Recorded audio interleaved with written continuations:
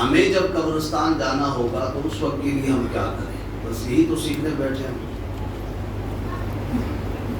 فرق اتنا ہے کہ ابھی ہم اپنے پیر سے قبرستان جائیں گے اور ایک وقت وہ آئے گا کہ 4 کاندھوں پر جائیں گے. 4 کاندھوں پر قبرستان جانے سے پہلے وہاں کی کچھ باتیں جو وہاں کی تیاری کے لیے ہیں وہ سن لیں، ورنہ ایسے ہی بھاگتے رہ جاؤ گے پھر قبرستان اپنے پیروں پر. اسی لیے 4 کندھوں پر جانے سے پہلے سن لینا. اللہ پاک سب کو عمل کی توفیق بھی دے.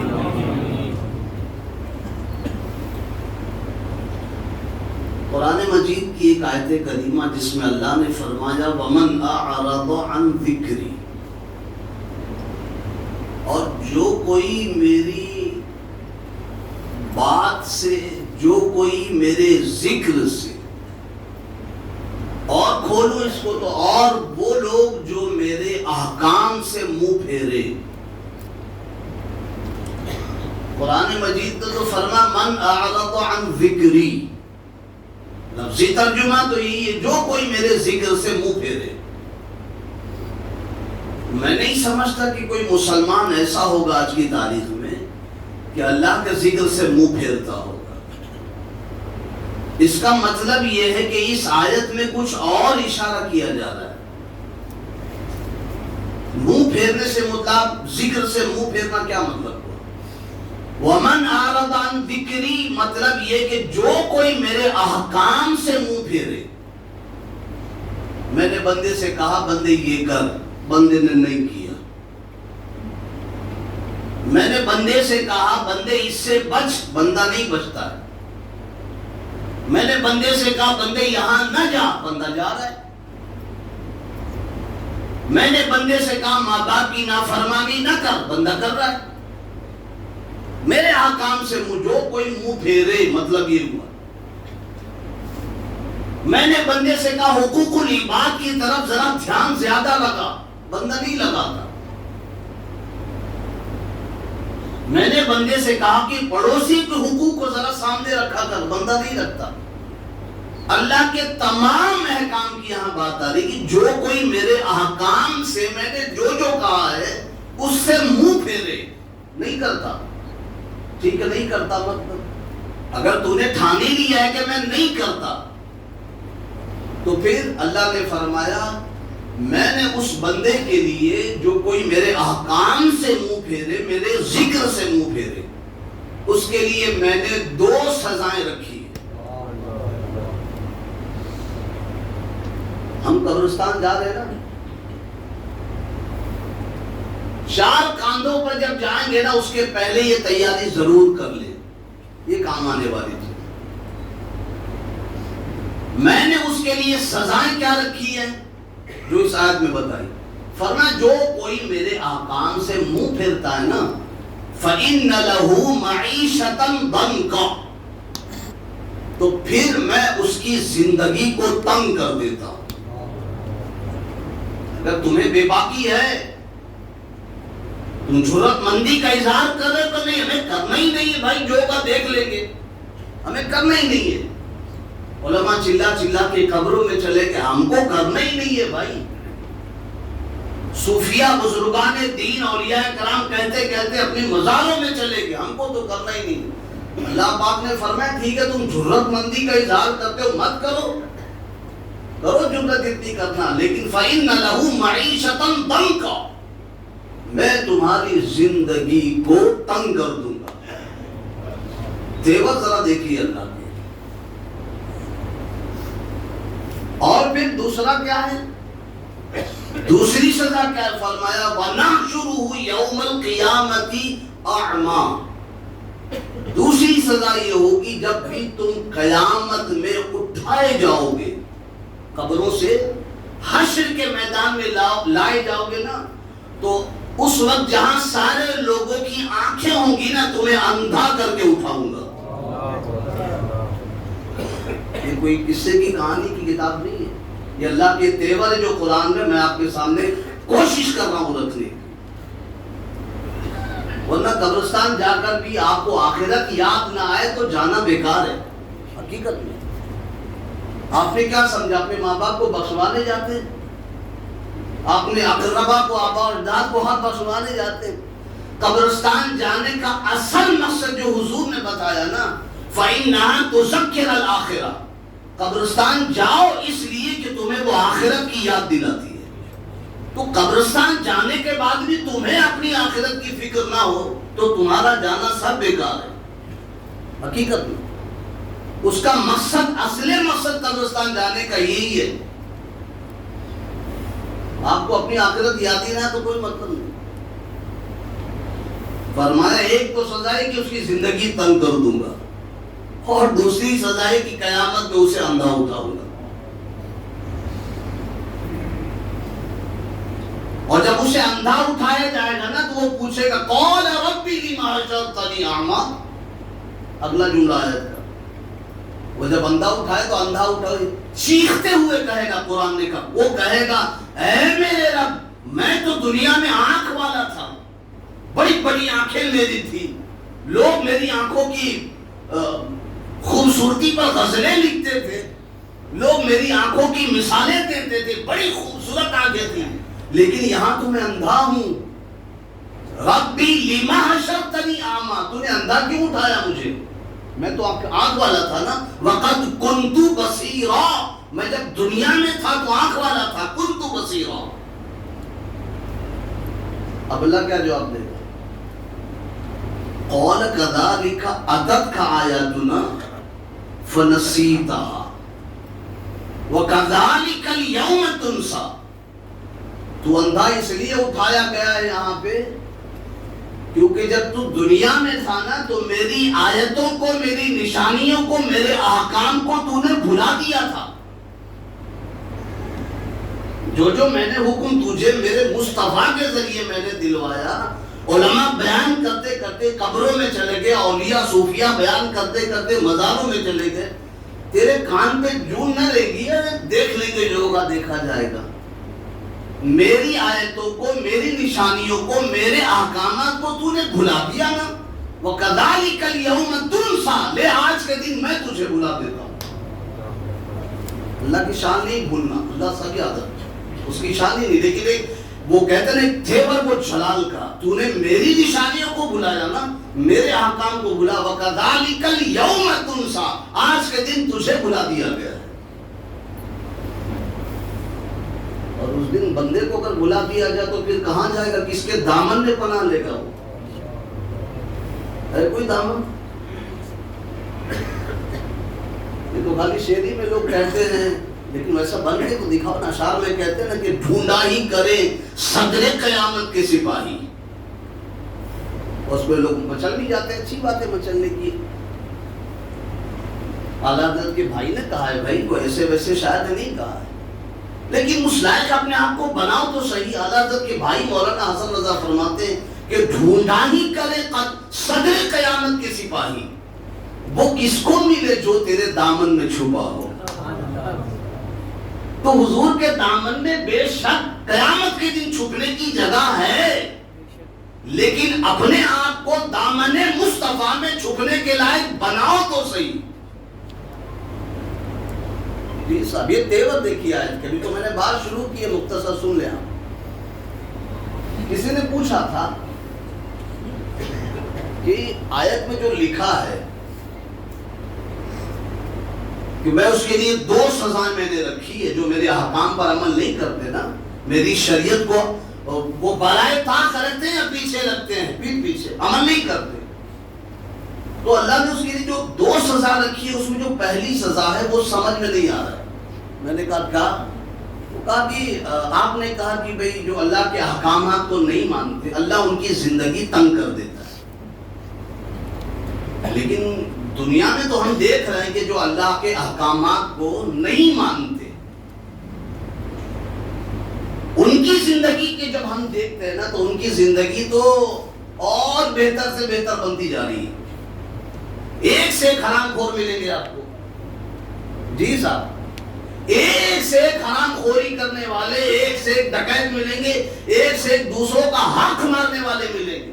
ایک سے ایک ماں باپ کے نافرمان ملیں گے آپ کو، بڑے بڑے ظالم ملیں گے، ان کی زندگی تو تنگ نہیں، بڑے مزے میں مولانا وہ لوگ تو، اور آپ کہتے ہیں کہ اللہ کی کتاب کرے کہ ان کی زندگی اللہ تنگ بنا دے گا۔ تنگ کدھر ہے؟ پریشان حال تو بیچارے غریب لوگ ہیں، بلکہ جو اللہ کا جتنا زیادہ فرما بردار ہے اتنا زیادہ دنیا میں پریشان ہے۔ آیت تو یہ کہہ رہی ہے کہ جو اللہ کے احکامات نہیں مانتا اس کی زندگی تنگ ہوگی، لیکن یہاں تو زندگی اس کی تنگ ہے جو اللہ کے احکامات کو مان رہا ہے۔ جی صاحب، بہت سے لوگ کو شکوہ بھی رہتا ہے، میں یہ کرتا ہوں، میں وہ کرتا ہوں، یہ پڑھتا ہوں، وہ پڑھتا ہوں، یہاں جاتا ہوں، وہاں جاتا ہوں، اتنے سارے یہ سب کچھ اپنی جگہ، لیکن پھر بھی میری زندگی بدلتی کیوں نہیں؟ اور ایک وہ ہے میرا پڑوسی، کبھی جمعہ بھی نہیں پڑھتا، عید بقرعید بھی پڑھ لیا تو پڑھ لیا، کسی مجلس میں بھی نہیں جاتا، کسی محفل میں بھی نہیں جاتا، کوئی اچھا کام کرتا ہی نہیں، دن رات صرف حرام خوری کرتا ہے، لیکن اس کی دنیا، اس کی زندگی بڑی اچھی چل رہی ہے۔ اس کی زندگی تنگ کدھر ہوئی؟ اور آپ نے کہا اس کی زندگی تنگ ہوگی، میں نے کہا بابا قرآن اور اسلام کی زندگی اور فلسفہ زندگی اور فلسفہ موت و حیات جو ہے نا وہ الگ ہے۔ قرآن نے کہا نا اس کی زندگی تنگ کر دیں گے، فَإِنَّ لَهُ مَعِيشَةً، زندگی تنگ کر دیں گے۔ تو قرآن کا فلسفہ موت و حیات اور ہے، دنیا کا فلسفہ موت و حیات اور ہے۔ دنیا کا فلسفہ موت و حیات کیا ہے؟ نفس چل رہی ہے، بندہ زندہ ہے، سانس لے رہا ہے، بندہ زندہ ہے، یہ دنیا کا فلسفہ حیات ہے۔ اور فلسفہ ممات کیا ہے؟ موت کا فلسفہ، سانس ختم، بندہ ختم، روح ختم ہو گئی، روح نکل گئی، بندہ ختم ہو گیا، کہ یہ مر گیا ہے، یہ آپ کہتے ہو، لیکن قرآن اور اسلام کا فلسفہ حیات کیا ہے؟ دھڑ الگ ہو چکے، سر کٹ چکے، اعضاء کے ٹکڑے ٹکڑے ہو چکے، لیکن پھر بھی کہتا قرآن بل احیاء، ڈاکٹر نے کہا کہ مر گئے، اللہ نے کہا نہیں وہ زندہ ہے۔ یاد آ رہا میں کدھر اشارہ کر رہا ہوں؟ خود اشارہ کرتے نکل جاؤں آپ کو۔ جو میری راہ میں مارے گئے، بل احیاء، وہ زندہ ہیں۔ دنیا کہتی کہ وہ مر گئے، لیکن رب کہتا ہے، اسلام کہتا ہے، قرآن کہتا ہے کہ وہ زندہ ہیں۔ اس کا مطلب یہ ہے کہ اسلام کا فلسفہ حیات کچھ اور ہے اور فلسفہ موت کچھ اور ہے۔ یہ تو زندگی کی بات تھی، قرآن نے کہا۔ ابو جہل چل رہا ہے، اتبا چل رہا پھر رہا ہے، کھا پی رہا ہے، اٹھ بیٹھ رہا ہے، لین دین کر رہا ہے، لیکن اس کو کہا گیا کہ وہ مر چکا ہے۔ سب کچھ ہے، کیوں؟ اس لیے کہ وہ دیکھنے میں زندہ ہے مگر سینے میں نور ایمان نہیں ہے۔ یعنی قرآن نے، اسلام نے، ہمارے مذہب نے زندگی موت کسے کہا؟ جس کے سینے میں نور ایمان ہے وہ زندہ ہے، وہ قبر میں بھی چلا گیا تو وہ زندہ ہے، اور جس کے سینے میں ایمان کا نور نہیں ہے وہ زمین کے اوپر بھی ہے پھر بھی مردہ ہے۔ اور آسان کر دوں آپ کو، حضرت بہلول دانا ایک مذہوب بزرگ گزرے رحمت اللہ علیہ، قبرستان میں ہی رہا کرتے تھے، آپ کو پتہ ہی مذہوب تھے، اللہ والے بزرگ زیادہ تر قبرستان میں رہتے تھے۔ ایسا لگتا تھا کہ ان کو لگتا ہے کہ بھئی اصل میں یہی جو ہے نا جسے لوگ شہر خاموشہ کہتے ہیں، یہی شہر آبادی ہے۔ کسی نے پوچھا اسے آبادی کیوں کہتے ہو؟ آپ نے فرمایا بابا اس لیے کہ میں یہاں لوگوں کو میں نے آتے ہوئے دیکھا، یہاں سے کسی کو جاتے نہیں دیکھا۔ آبادی اسے ہی کہتے ہیں نا کہ جہاں لوگ آ کے بستے ہوں، جاتے نہیں ہوں۔ تو میں نے کہا، انہوں نے کہا کہ میں نے دیکھا کہ لوگ آ رہے ہیں، یہاں سے جاتے کسی کو نہیں دیکھا ہے، اسی لیے میں اس کو آبادی کہتا ہوں۔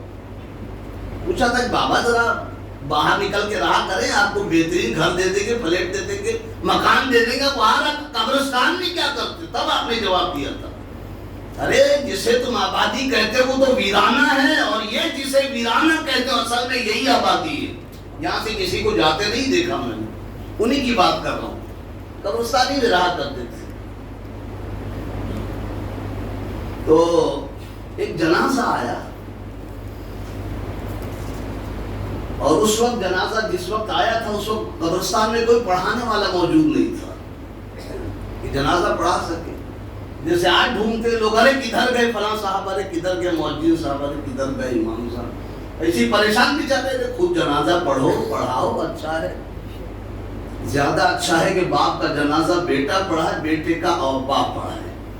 نہیں آتا سیکھو آپ, آپ کو کہا کس نے, کو روکا کس نے, آپ سیکھو آپ. اور زیادہ اچھا ہے ایک امام عالم, یہاں تک کہ اور پڑھ کے کہوں وقت کا ولی ہی کیوں نہ ہو, وہ جنازہ پڑھائے, اس سے کہیں زیادہ اچھا ہے بیٹے کا جنازہ باپ پڑھائے. جی صاحب, اس لیے کہ حق جس کا بنتا ہے نا وہی پڑھائے گا تو بخشش کے چانسز اور زیادہ بڑھ جاتے ہیں. ہاں یہ اور بات ہے کہ اب جیسے میں اپنے باپ کا میں نے جنازہ پڑھایا, میں نے تو نہیں پڑھایا کیونکہ مجھ سے اچھا اسی لیے اجازت دی جاتی ہے, آپ کو پتا بھی ہے. عالم علماء کو دیکھا ہوگا آپ نے, باقی میں عالم ہے تو پیران نظام اگر جنازہ پڑھاتے, کوئی مولوی عالم امام جنازہ پڑھاتا ہے نا تو پہلی صف میں جو لوگ کھڑے ہوتے ہیں میت کے گھر والے, تو ان سے پلٹ کے پوچھتے نا بھائی اجازت ہے, وجہ کیا ہے اس کی؟ وجہ یہ کہ حق اس کا زیادہ ہے جو پیچھے کھڑا ہے. میرے والد صاحب کا تو جنازہ چونکہ مولانا ظہیر الدین خان صاحب اللہ ان کی عمر دراز کرے انہوں نے پڑھایا, تو لیکن مجھ سے پوچھا انہوں نے بیٹا پڑھاؤ, میں نے کہا اجازت لینا ہی بتا رہا ہے کہ جو آگے جنازے کے لیے جس کو آپ کر رہے ہو نا, آگے عالم ہو, مولانا ہو, مفتی ہو, علامہ ہو, اپنے وقت کا ولی کیوں نہ ہو, وہ اجازت لینا ہی بتا رہا کہ حق اس کا زیادہ تھا, افضلیت اس کی زیادہ تھی. اب اس نے حق دے دیا, بس دعا ہو گئی, اس کی مغفرت ہو گئی. پلیز صاحب کسی بھی کوشش کرو, جس کا جو حق ہے نا ڈھونڈو مت, اس کو پڑھانے. آپ ٹھیک ہے محبت ہے آپ کی, آپ نے بڑا عزت چلی محبت سے, لیکن وہ ان کی نوکری یا چاکری نہیں ہے جس انداز میں آپ نے پوچھا. وہی سے بیچارہ وہ قبرستان میں پریشان, کوئی پڑھانے والا نہیں تھا, بہلول دانا دکھائی دیے, مصروف آدمی بہلول دانا. تو ڈھونڈتے ڈھونڈتے جھوپڑی میں آئے حضرت بہلول دانا کے, اور کہنے لگا حضرت چلیے جنازہ پڑھا دیجیے. آپ نے فرمایا میں تو جنازہ پڑھتا ہوں, آج تک میں نے پڑھایا نہیں. جتنے جنازے آئے سب کا جنازہ میں نے پڑھایا ابھی تک نہیں, تو کیا ہوا پڑھا دیجیے. کہا نہیں ابھی تک پڑھایا نہیں تو کیسے پڑھاؤں میں. بہت اصرار کیا لوگوں نے, کہا کہ دیکھیے ایسا کہ اتنی رات کی تاریکی کوئی نظر آ نہیں رہا ہے, اس لیے بہت مسکا آپ کو مہنگا پڑھا دیجیے. یہ مظلوم اللہ والے بزرگ حضرت بہلول دانا, کہا ٹھیک ہے اتنا اصرار کرتے تو پڑھا ہی دیتا ہوں. بہت اصرار کے بعد شروع ہو گئے. کہا ٹھیک ہے ترتیب سے کھڑے ہو جاؤ سب پیچھے. سب کھڑے ہو گئے. کہا جنازے کو آگے رکھو, آگے رکھا جو ترتیب تھی جنازے کی. شروع کیا, پہلی تکبیر اللہ اکبر, پھر 1 گھنٹہ گزر گیا, 1 گھنٹے کے بعد پھر ایک تکبیر, پھر دوسری تکبیر 2 گھنٹے پر, تیسری تکبیر 3 گھنٹے پر, چوتھی تکبیر 4 گھنٹے پر. جنازے میں کتنی تکبیر, 5 کے 6, 5 کے 6 سوچ کے بتا, جور سے بولو. 4 تکبیر ہی نہیں پتا, نیت کیا پتا. کچھ لوگوں کو اتنی بری عادت ہے کہ وہیں کھڑے ہو کہتے ہیں حضرت تیرا تکبیر یہاں پہ, وہ کہتے ہیں نیت بتا دو. تو ہمیں عجیب مطلب کچھ سمجھ میں آنے والی بات ہی نہیں ہے. اتنی لمبی وہ کیا کہتے ہیں وہ دعا نیت ہے, اسی وقت کیا فوراً یاد ہو جائے گی. ایک دن سب کو مرنا ہے, جنازہ ہم نے پڑھنا ہے, تو ہم نے پہلے سے تیاری کیوں نہیں کی. وہی کھڑے ہو کو وہ کہتے ہیں نا, وہ ہمارے یہاں بڑی مشہور کہاوت ہے, گھر پہ پہنچی بارات تو سمدھن کو لگی ہگواس. کھل کے کہہ رہا ہوں, یہ بات ہے نہیں کہنے کی, لیکن آپ کو سمجھانے کے لیے. آپ کو پتا ہے ہم کو جنازہ پڑھنا ہی ہے, ہمارے اعزا کا, اقربا کا, ہمارے ماں باپ کا جنازہ ہم کو پڑھنا ہی ہے. تو ہم پہلے سے ہم نے نیت کیوں نہیں یاد کی. وہی حضرت ذرا دعا بتا دیجیے, تو حضرت ذرا نیت بتا دیجیے. تو اچھا چلو میں نے بتا دیا. پھر میں کھڑے ہو کے مجھ پوچھوں بتاؤ کس کو یاد ہوئی, کوئی نہیں کرے گا سوائے اللہ ماشاء اللہ. ہمیں نیت کر کے کھڑے ہو جاؤ, آپ کی جنازے کی نماز ہو گئی. نیت دل کے ارادے کا نام ہے نا. آپ فجر کی نماز پڑھنے تھوڑی کھڑے ہوئے وہاں پہ. کہ جو نیت ہے آپ کی جنازے کی، کھڑے ہو جاؤ. اور نیت ہی پڑھنے کا شوق ہے آپ کو تو پہلے سے یاد کر لو. اس وقت کون یاد کرتا ہے بتاؤ؟ وہ امام ایک مرتبہ کہے گا حضرات یہ جنازے کی نیت ہے ذرا سماعت فرما لیں، میں تو کبھی نہیں کہتا. کیا مزاج ہے لوگوں کا. تو بہرحال کھڑا کر دیا، وہ خود بھی کھڑے ہو گئے جنازے کے سامنے. 1 گھنٹہ گزرا، 1 تکبیر، 2 تکبیر، 3 تکبیر، 4 گھنٹے گزر گئے، گھنٹوں گزر گئے. اور دل میں لوگ سوچ رہے تھے بابا یہ عجیب آدمی ہے، وہ کہتے نا الٹی ہی چال چلتے ہیں دیوانگان عشق. اللہ والوں کو کیا کوئی سمجھے، الٹی ہی چال چلتے ہیں دیوانگان عشق، آنکھوں کو بند کرتے ہیں دیدار کے لیے. اور کئی ساتھ گزر گئے، گھنٹوں گزر گئے. ساتھ کے میں وہاں پہ 7 لفظ ہے، میں آپ کو سمجھانے کے لیے کہہ رہا ہوں. 7 کہتے ہیں گھنٹے کو عربی میں. کئی ساتھ گزر گئے، 4 تکبیر میں 4 گھنٹے تو گزر ہی گئے. اب لوگ سوچ رہے کہ بابا ایک تو جلدی تیار نہیں ہو رہا تھا جنازہ پڑھانے کے لیے، اور اب ہے کہ سلام پھیرنے کو تیار نہیں ہے. اور کسی طرح سلام جب پھیرے، حضرت بہلول دانا نے سلام پھیرا تو لوگوں نے بہت شدت کے ساتھ نہیں، ایک عجیب آدمی ہو تم، یہ جنازے کی نماز اتنی لمبی ہوتی ہے، ایک جنازہ رکھا ہوا ہے، پھر سے پڑھا دیا ہوتا. کہا کس نے کہا ایک جنازہ رکھا؟ بہلول دانا نے کیا کہا؟ کہا کس نے کہا کہ ایک جنازہ رکھا ہوا ہے؟ کہا پھر آپ کو یہاں کئی جنازے دکھ رہے. کہا بالکل، جو گھنٹوں لگ گئے نا اس کی وجہ سمجھنا چاہتے تو سمجھو. ایک جنازہ تو وہ ہے جو میرے آگے تھا، اور اتنے سارے جنازے وہ ہیں جو میرے پیچھے تھے. کہا کیا مطلب ہوا؟ کہا ایک جنازہ وہ ہے جس کے اندر جان نہیں تھی، اور باقی جو جنازے ہیں میرے پیچھے ان کے اندر ایمان نہیں تھا. تو جن کے اندر ایمان نہ ہو وہ بھی مردہ ہے، بھلے دنیا اسے زندہ کہے. یہی سے بات چلی تھی نا، بھلے اسے زندہ کہے کہ ہاں یہ زندہ ہے. جن کے اندر نور ایمان نہ ہو وہ زندہ نہیں ہے، وہ مردہ ہے. بلکہ قرآن پاک کی آیت تو ملتی، اس میں لکھا اولئک کالانعام بل ہم اضل. ایسے لوگ کون ہوتے؟ فرمایا ایسے لوگ جانوروں سے بھی بدتر ہوتے. کالانعام بل ہم اضل، وہ جانور ہوتے کا نہیں، بل ہم اضل، اس سے بھی زیادہ برے ہوتے. کیا میں شریعت کو نہیں پیچھے ڈال دیتے؟ کوئی بات نہیں. تو زندگی، فلسفہ زندگی، اسلام کا فلسفہ موت و حیات کچھ اور ہے.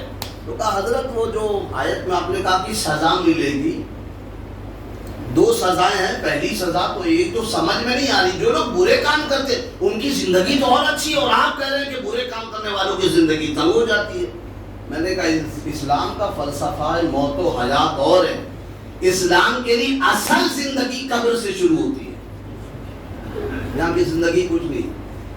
وہاں کی بات کی گئی ہے کہ میں تمہارے قبر کی زندگی، جو آخرت کی زندگی کی شروعاتی زندگی ہے، وہاں کی زندگی تنگ کر دوں گا. وہاں کی، یہاں کی تنگ ہے، کوئی بات نہیں، جیسے تیسے نکال لو بابا. حقیقت میں کہہ رہا ہوں، دعا تو کرو کہ اللہ دونوں جہان کی زندگی میں آسانی پیدا. لیکن یہ نہیں سمجھنا جو حرام خوری کر رہے ہیں ظالم لوگ ہیں، ادھر ادھر کی کاٹ کھپٹ کے کھا پی رہے ہیں، کسی پر جبر و زیادتی کر رہے ہیں، بڑے آرام سے ہے. اور قرآن نے ایسا کہا نہیں، وہاں کی زندگی تنگ کی جائے گی، کہیں زیادہ بری ہے. اسی لیے حدیث پاک میں یاد آتا ہے کہ زندگی کی تنگ کی شروعات کیسے ہوگی؟ تنگی حضور فرماتے جب گنہگار کو قبر میں لٹایا جائے گا نا، تو اللہ پاک قبر کی مٹی کو حکم دے گا کہ ذرا لمبائی سے اس کی قبر کو کم کر دو، دبا دو. دائیں طرف کو حکم دے گا، بائیں طرف کو کی ذرا یہاں سے بھی دبا دو. یہاں تک حضور فرماتے قبر اس کو دائیں بائیں آگے پیچھے سے اتنا دبائے گی کہ ادھر کی پسلیاں ادھر ہو جائیں گی اور ادھر کی ادھر ہو جائیں گی، تنگ ہو جائے گی. یہی تنگی کی بات ہے. تنگ کا جو لفظ ہے نا کہ زندگی تنگ کر دوں گا، یہاں تنگی شروعات ہو رہی ہے. اس پر ایک واقعہ جو ہے نا نقل کر کے آپ کو پھر گزر جاؤں، پھر صلاۃ و سلام. بہت اچھی بات ہے.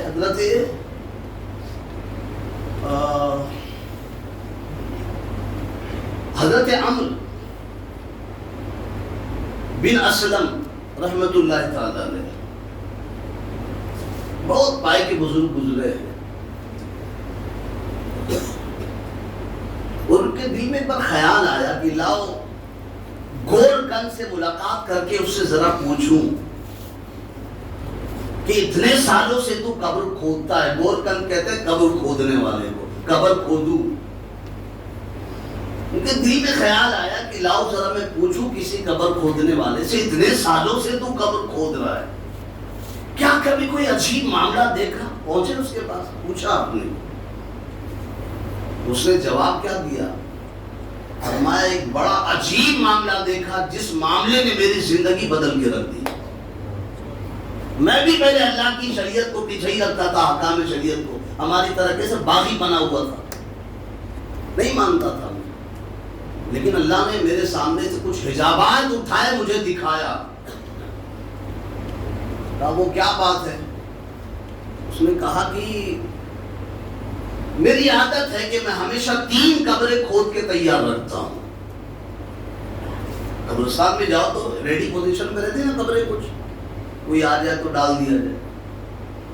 اللہ کرے جب ہماری قبریں کھودیں تو مدینے کی ٹھنڈی ہوا، جنت البقیع کی زمین، صحابہ کے قدموں میں جگہ، اللہ اس رات میں اس دعا کو قبول کرے۔ اللہ قبر کیا ہے؟ کہا کہ حفرۃ من النار روضۃ من ریاض الجنہ، یا تو وہ جہنم کا گڑھا ہے یا جنت کی باغ ہے۔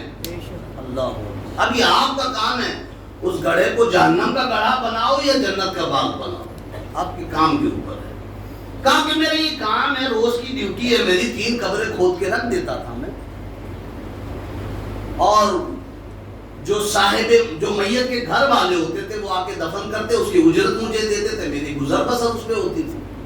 میں نے ایک قبر کھودا، 2 کھودا، تیسری جب میں نے کھودا تو اس میں کچھ جیسے تپش، گرم سی شدت تھی، حرارت سی محسوس ہوئی، میں پسینہ پسینہ ہو گیا، تھک گیا، ابھی آدھی باقی تھی۔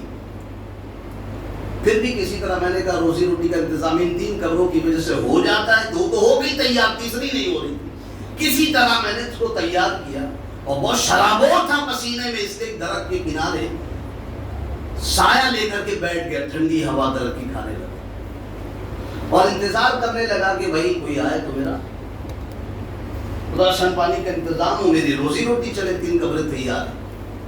اب بیٹھا ہوں میں، کیا دیکھتا ہوں کہ آسمان سے 2 نورانی مخلوق، لفظ فرشتہ نہیں ہے اس میں، جملہ کیا ہے، 2 نورانی مخلوق ایک نورانی سواری پر اسی جگہ اترتی ہے جہاں میں نے 3 قبریں کھود رکھی، اترتی ہیں، اور اترنے کے بعد ایک فرد دوسرے سے کہتا ہے، وہ نورانی شخص دوسرے سے کہتا ہے کہ پہلی قبر کے پاس کھڑے ہو کر کہ اس کے لیے لکھ دو، تو دوسرا والا کہتا ہے کیا لکھوں؟ ایک کہتا ہے لکھ دو، دوسرا والا کہتا ہے پہلی قبر کے پاس کھڑے ہو کے، 3 قبریں تھی نا، دوسرا کہتا ہے کیا لکھوں؟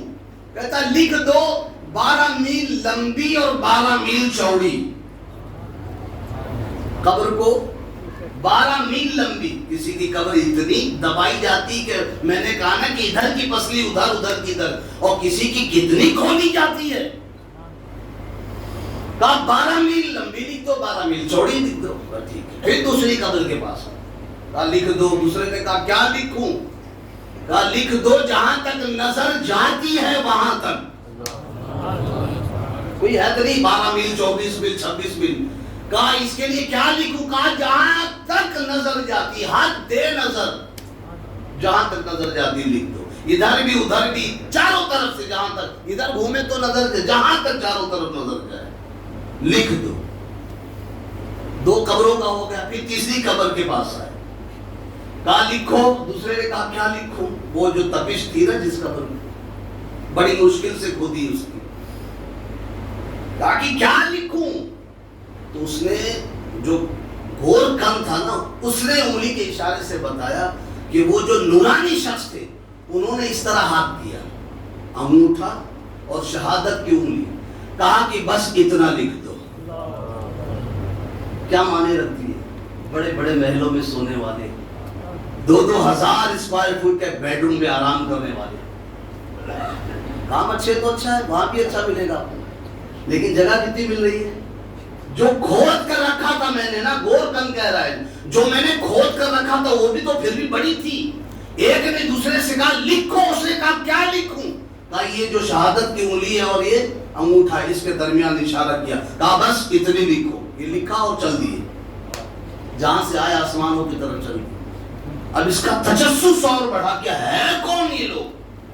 چلے گئے, لیکن انتظار میں تھا کہ اللہ نے پردہ تو اٹھا دیا, لیکن آنے والوں کو میں دیکھنا چاہتا ہوں کہ ان تینوں میں آتا کون ہے, اور اسے ہم نصیحت کے حاصل کرتے. ذرا سمجھ لیں. بیٹھا, کچھ دیر کے بعد ایک جنازہ آیا, اور اس کے بعد اس کی قیمت مجھے دی گئی. جنازہ آیا, مجھے قیمت اس کے دی گئی, لیکن گور کن کہتا ہے کہ مجھے بڑا عجیب لگا جب اس کا جنازہ آیا, جو پہلی قبر میں ڈالا گیا, 1 2 3 3 قبریں تھی. مجھے بڑا عجیب لگا کہ جس کے لیے 12 میل لمبی 12 میل چوڑی پہلی قبر کے لیے لکھا تھا. مجھے عجیب لگا کہ اتنی وسعت کے ساتھ جس کی قبر کشادہ کی گئی ہے, 12 میل لمبی 12 میل چوڑی, اس کے جنازے میں صرف کاندھا پہ جو لے کر آئے تھے وہ 4 لوگ اور 4-5 کچھ الگ لوگ, یعنی ملا جلا کے 10 لوگ بھی نہیں تھے. اتنا بڑا مقام ہے جنازے میں تو ازدحام ہونا چاہیے. اسے پتا چلا جنازے کی کثرت اور قلت سے آپ یہ اندازہ ہرگز نہیں لگانا کہ یہ جنتی ہے یا جہنمی ہے. صاحب بڑے بڑے حرام خوروں کے جنازے میں نے ہزاروں لوگوں کو دیکھا, میں نام نہیں لوں گا, سینکڑوں لوگوں کو دیکھا, نہیں ہزاروں سینکڑوں لوگوں کو دیکھا میں, بڑے بڑے ڈکیتوں کے جنازے. بہت مختصر لوگوں کو دیکھا جنازے میں, تو اس کا مطلب یہ نہیں کہ بہت گنہگار تھا, بدکار تھا. ہم ہوتے کون ہیں, وہ آ رہے ہیں, ہم ہوتے کون ہیں اندازہ لگانے والے. تاکہ مجھے حیرت ہوئی کہ 4 آدمی کاندھے پر لے کے آئے, اور 4 ایسے ہی چلے آئے, اور اس کو جگہ کتنی بڑی مل رہی ہے. اس نے کہا بابا پیسہ اپنے پاس رکھو, جو مجھے دیا اس نے واپس کیا تھا, پیسہ اپنے پاس رکھو, یہ بتاؤ یہ بندہ تھا کون. اب اس پر آپ کو تیاری کرنی ہے, کہ ہمارے لیے صرف سننے کے لیے نہیں. کہا یہ بندہ تھا کون جس کے لیے آپ لوگ صرف اتنے لوگ آئے ہو, لیکن جو میں نے دیکھا میں آپ کو بتا نہیں سکتا, بتاؤ یہ کون تھا. کہا کہ بابا یہ محلے کا سب سے غریب آدمی تھا. اتنا غریب کے کفن دفن کے بھی پیسے نہیں تھے, ہم لوگوں نے چندہ کر کے اس کا کفن لیا. بہت غریب تھا. لیکن ایک بات ہے, اب اسی میں سے کسی نے کہا لیکن ایک بات ہے, یہ پیسے کا تو غریب تھا مگر سجدوں کا بہت امیر تھا.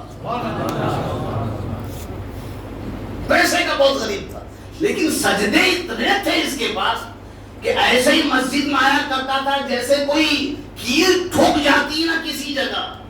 جیسے حضور فرماتے ہیں کہ نیک مومن کی نشانی ہے, جیسے کوئی کسی جگہ کیر ٹھوک دو تو اکھڑتی نہیں ہے, بہت مشکل سے اکھڑتی ہے. تو کچھ ایسا اللہ کے بندے ہیں جو مسجد میں اس طرح جمے رہتے ہیں. باقی یہ جو پیسے کا تو امیر تھا مگر سجدوں کا بہت امیر تھا. پیسے کا غریب تھا لیکن سجدوں کا بہت امیر تھا. اچھا کہا تب یہ پیسے رکھ لو, دے دیا. پھر دوسرا آیا ایک جنازہ, دوسرا جنازہ آیا تو کہا کہ مجھے بڑی حیرت ہوئی. گورکم کیا کہتا ہے, اس سے بھی زیادہ حیرت ہوئی کہ جس کے لیے اس سے بھی زیادہ جگہ تا حد نظر, جہاں تک نظر کام کر رہی ہے وہاں تک کی جگہ اس کو قبر میں دی گئی. اور اس کے جنازے میں صرف 4 لوگ کاندھے پر اٹھا کر لا کے دفن کر دیے, صرف 4 لوگ. تو میں نے پوچھا بابا, ان 4 سے پوچھا دفن جب ہو گئے, تو میں نے پوچھا بھئی کون تھا جس کے لیے میرے پردے اٹھائے گئے, میں آپ کو بتا نہیں سکتا, لیکن یہ بتائیے تھا کون جس کے لیے حد نظر جگہ ملی ہے. تو وہ کہتے ہیں بابا ہم لوگوں کو نہیں پتا, لاوارث تھا, لاوارث تھا, ہم لوگوں نے نلایا دلایا, مسلمان دیکھا اور دفن کر دیا.